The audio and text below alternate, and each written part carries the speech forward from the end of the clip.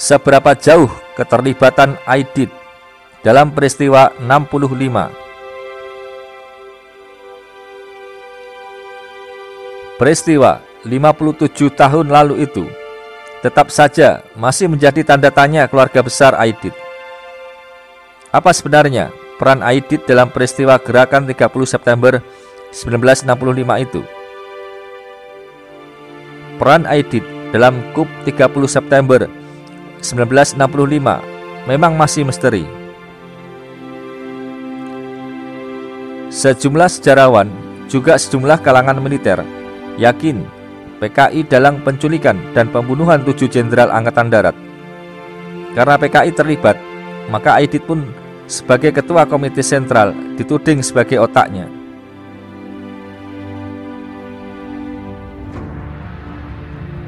Murad Aidit, adik kandung Aidit, berkisah.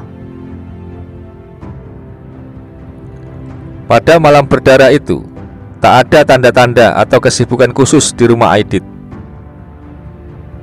Malah saya dipesan mematikan lampu, kata Murad.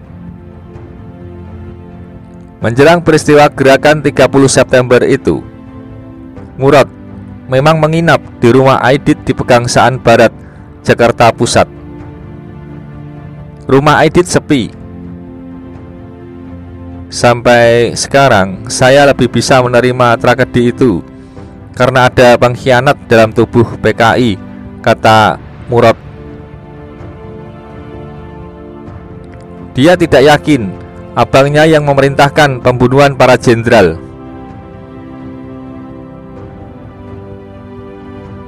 Aidit mengawali karir politiknya dari asrama Menteng 31, asrama yang dikenal sebagai sarang pemuda garis keras pada awal kemerdekaan. Di tempat ini berdiam antara lain anak Marhain Hanafi yang pernah menjadi duta besar Republik Indonesia untuk Kuba, Adam Malik, Sayuti Melik, pengetik naskah proklamasi. Para penghuni Menteng 31 bahkan sempat menculik Soekarno dan memaksa si Bung besar itu memproklamasikan kemerdekaan Indonesia, sesuatu yang kemudian ditolak Bung Karno. Di kelompok Menteng 31, Aidit sangat dekat dengan Wikana, seorang pemuda sosialis.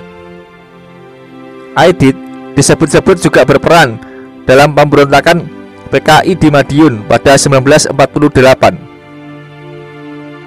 Pasca pemberontakan yang gagal itu, ia sempat dijebloskan ke penjara Wirogunan, Jogja. Ketika terjadi agresi Belanda, ia kabur dari penjara dan tinggal di Vietnam Utara.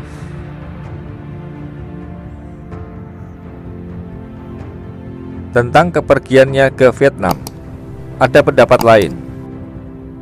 Ada yang menyebut bahwa sebenarnya ia hanya mundar-mandir Jakarta Medan. Yang pasti, pada pertengahan 1950-an, Aidit yang saat itu berusia 27 tahun muncul lagi. Ia bersama MH Lukman yang berusia 30 tahun, Sudisman 30 tahun, dan Nyoto 23 tahun. Mereka memindahkan kantor PKI dari Yogyakarta ke Jakarta. Bisa dibilang, dalam kurun waktu inilah karir politik Aidit sesungguhnya dimulai. Momentum konsolidasi partai terjadi ketika meletus kerusuhan petani di Tanjung Morawa, Sumatera Utara pada 6 Juni 1953. Kerusuhan yang digerakkan kader PKI itu menjatuhkan kabinet Wilopo. Kesuksesan ini memompa semangat baru ke tubuh partai tersebut. Bersama kelompok muda partai, Aidit menyingkirkan tokoh-tokoh lama PKI. Pada Kongres PKI 1954, pengurus PKI beralih ke generasi muda. Tokoh partai semacam Tan Ling Ji dan Ali Min disingkirkan. Pada kongres itu, Aidit dikukuhkan menjadi Sekretaris Jenderal PKI. Aidit lantas meluncurkan dokumen perjuangan partai berjudul Jalan Baru yang harus ditempuh untuk memenangkan revolusi. Aidit juga membangun aliansi kekuatan dengan Partai Nasional Indonesia atau PNI untuk memperkuat PKI. PNI dipilih karena selain sama-sama anti barat, juga ada figur Soekarno yang bisa dipakai mengatasi tekanan lawan-lawan politik mereka.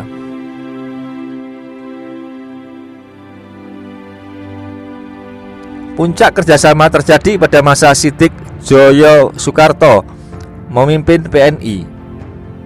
Saat itu disepakati bahwa PNI tidak akan mengganggu PKI dalam rangka membangun partai. Menurut Ganis Harsono, seorang diplomat senior Indonesia, dalam autobiografinya Cakrawala Politik Era Soekarno, strategi ini berhasil menyandera Bung Karno. Ada kesan bahwa Bung Karno berdiri di depan PKI, sekaligus memberi citra PKI pendukung revolusi Bung Karno dan Pancasila. Kerja keras Aidit membuahkan hasil. Pada pemilu 1955, PKI termasuk 4 besar setelah PNI, Masyumi, dan Nahdlatul Ulama. Di masa ini, PKI menjadi partai komunis terbesar di negara non-komunis dan partai komunis terbesar ketiga di dunia setelah Rusia dan Cina. PKI terus maju.